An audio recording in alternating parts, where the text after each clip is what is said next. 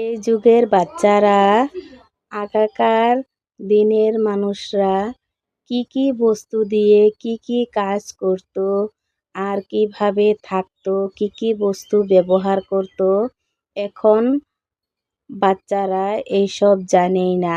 আর এখন যে আধুনিক যুগ এসেছে, সব নতুন নতুন ডিজিটাল বস্তু হয়েছে, কিন্তু আগেকার মানুষরা কি কি বস্তু দিয়ে তারা কাজকর্ম করত।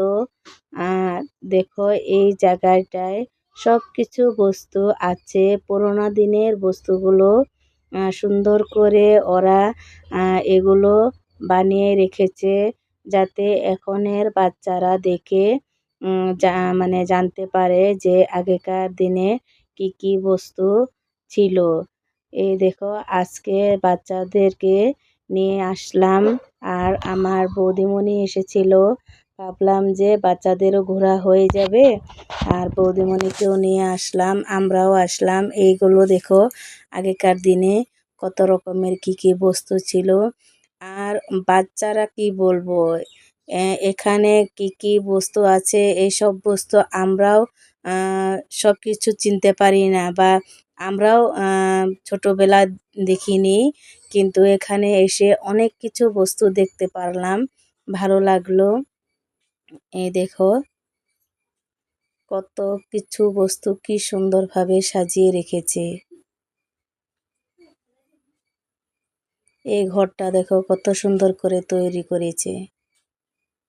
এখানে আমার বৌদিমণি আছে, এই দেখো আমার দাদার ছেলে, আর এটাকে তো তোমরা সবাই চেনো, দিয়া, আমার বড় মেয়ে। জায়গাটাও খুব সুন্দর।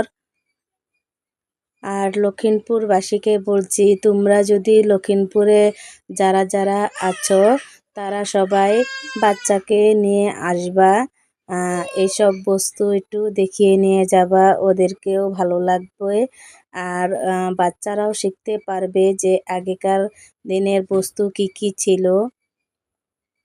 আর ওই দেখো ওই বাসাটা, আগেকার দিনের পাখিরা এই বাসাটা বানাতো, তার জন্য এই বাসাটাও এখানে ওরা খুব সুন্দরভাবে সাজিয়ে রেখেছে।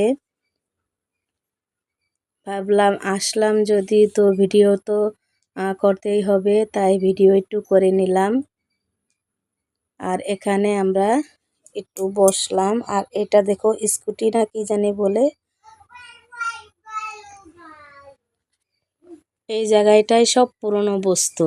এই দেখো বাচ্চাদের খেলা।